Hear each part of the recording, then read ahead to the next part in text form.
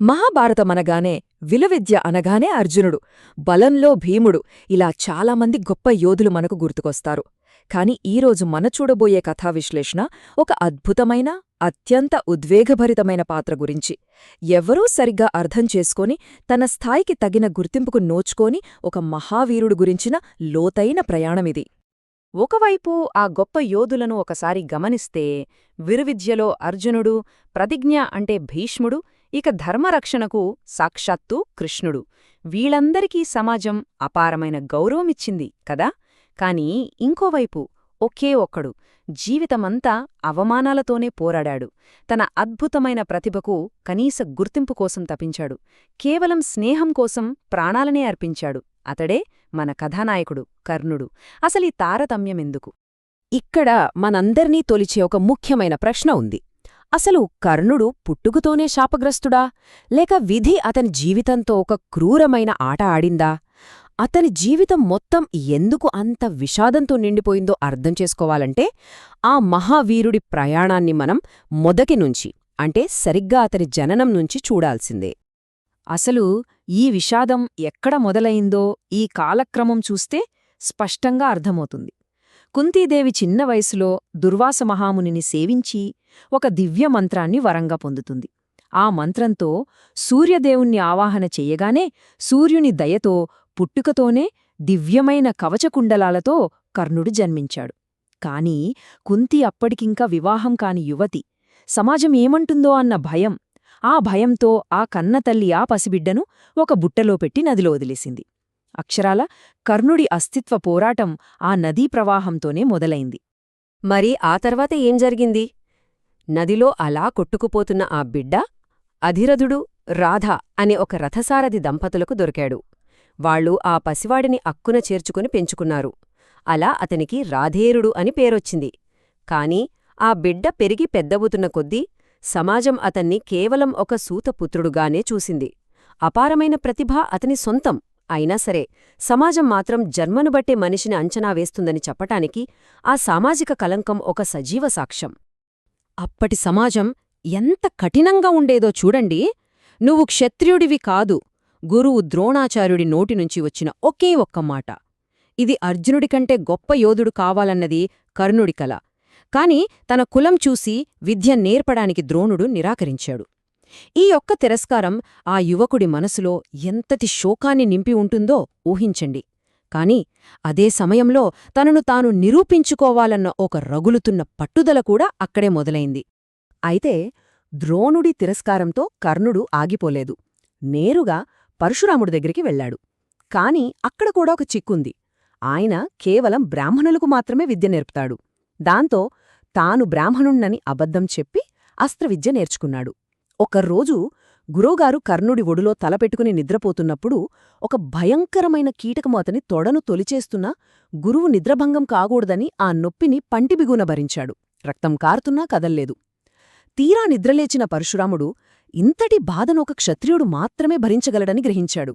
అబద్ధం చెప్పినందుకు కోపించి నీకు అత్యంత అవసరమైన సమయంలో ఈ దివ్యాస్త్రాలు గుర్తుకురావ్ అని శపించాడు. ఆ శాపమే కర్ణుడి అంతిమ పతనానికి తొలియలుగు. ఇక హస్తినాపురంలో జరిగిన ఆ ప్రసిద్ధ విద్యాప్రదర్శనను ఒక్కసారి గమనిస్తే కర్ణుడు ఎంతో ధైర్యంగా ముందుకు వచ్చి అర్జునుడికి సవాలు విసిరాడు. కాని అప్పుడు కూడా అక్కడ గుమికూడిన ప్రపంచమంతా అతని జన్మ గురించే ఎగతాళి చేసింది. ఆ చీకటి సమయంలో కేవలం ఒక్కడు అతనికి అండగా నిలబడ్డాడు. అతడే దుర్యోధనుడు. ప్రపంచం మొత్తం అవమానిస్తుంటే దుర్యోధనుడు మాత్రం క్షణాల్లో అతన్ని అంగదేశ రాజుగా ప్రకటించి అక్కున చేర్చుకున్నాడు.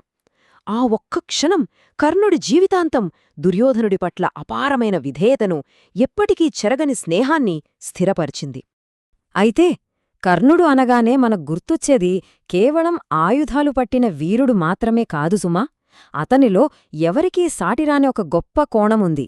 అదే దానం. ఎవరైనా ఏది అడిగినా లేదనుకుండా ఇచ్చేయడం.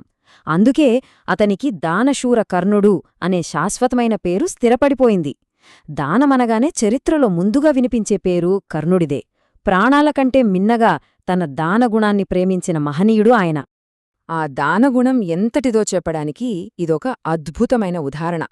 కర్ణుడి శరీరానికి కవచకుండలాలు ఉన్నంతవరకు అతన్ని ఎవ్వరూ ఏమీ చేయలేరని దేవేంద్రుడికి బాగా తెలుసు.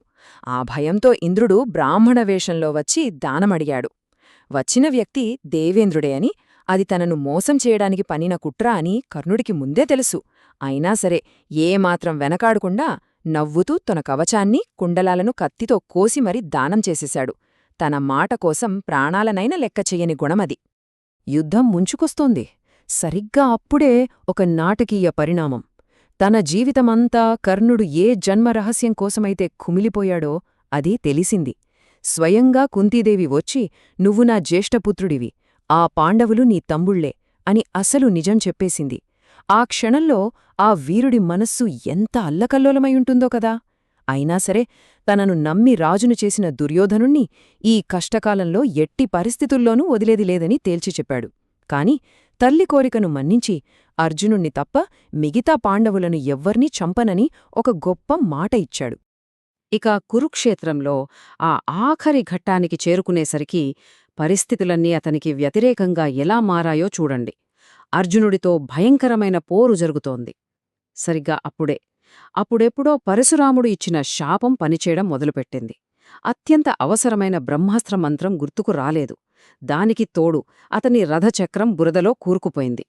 అక్షరాల విధి అతన్ని 4 వైపులా చుట్టుముట్టేసింది. రథచక్రం బురదలో కూరుకుపోగానే కర్ణుడు కిందికి దిగాడు. "నేను ఆయుధం లేకుండా ఉన్నాను.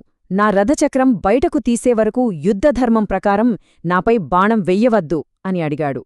అప్పుడు శ్రీకృష్ణుడు కలగజేసుకుని ఒక పదునైన మాట అన్నాడు. "నిస్సహాయుడైన అభిమన్యుడిని మీరంతా కలిసి చంపినప్పుడు నీ ధర్మం ఎక్కడికెళ్ళింది కర్ణా?" అని అడిగాడు. ఆ కఠినమైన ప్రశ్న ముందు కర్ణుడు తలదించుకోక తప్పలేదు. గతంలో జరిగిన సంఘటనలు ఇప్పుడు అతని పతనానికి కారణమయ్యాయి. ఇక ప్రాణాలు పోయే ఆ చివరి క్షణాల్లో బాణాల దెబ్బలకు కుప్పకూలిపోయున్న కర్ణుడిని పరీక్షించడానికి కృష్ణుడు మళ్లీ బ్రాహ్మణుడి వేషంలో వచ్చాడు. దానమడిగాడు. ప్రాణాలు పోతున్న ఆ పరిస్థితిలో చేతిలో ఏముంటుంది? అయినా సరే తన నోటిలో ఉన్న బంగారు పంటిని రాయితో పగలగొట్టి రక్తం కారుతున్న ఆ పంటిని దానంగా ఇచ్చాడు. చివరి శ్వాస వరకు దానం అనే తన అసలైన గుర్తింపును మాత్రం అతను వదులుకోలేదు. ఇది నిజంగా అతన్ని శిఖరాగ్రాన నిలబెట్టే సన్నివేశం. మొత్తంగా ఆ మహావీరుడి ప్రయాణాన్ని చూస్తే ఒక రహస్య జననం, జీవితమంతా వెంటాడిన సామాజిక అవమానాలు, ప్రాణమిచ్చే స్నేహం, ఎవ్వరూ అడిగినా లేదనని అసాధారణ దానం, భయంకరమైన శాపాలు, చివరకొక గొప్ప అంతిమ విషాదం కనిపిస్తాయి. అతను చరిత్రలో కేవలం ఒక పాత్ర మాత్రమే కాదు, అపారమైన ప్రతిభ ఉండి కూడా గుర్తింపుకు నోచుకోని ఎంతో మందికి ఒక ప్రతిరూపం. కర్ణుడంటే కేవలం ఒక వ్యక్తి కాదు, అదొక ఎమోషన్. ఈ కథాప్రయాణాన్ని ముగించే ముందు ఈ ప్రశ్న గురించి మనమంతా ఒక్కసారి ఆలోచించాలి. ఇన్ని గొప్ప లక్షణాలున్న కర్ణుడు నిజంగా అధర్మం వైపు నిలబడ్డాడా?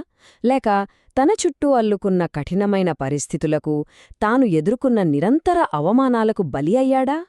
ఈ నైతిక సందిగ్ధత మనల్ని ఎప్పటికీ ఆలోచింపచేస్తూనే ఉంటుంది. మరి దీనిపై ఎవరి విశ్లేషణ వారిదే. మరో అద్భుతమైన అంశంతో మళ్ళీ కలుద్దాం.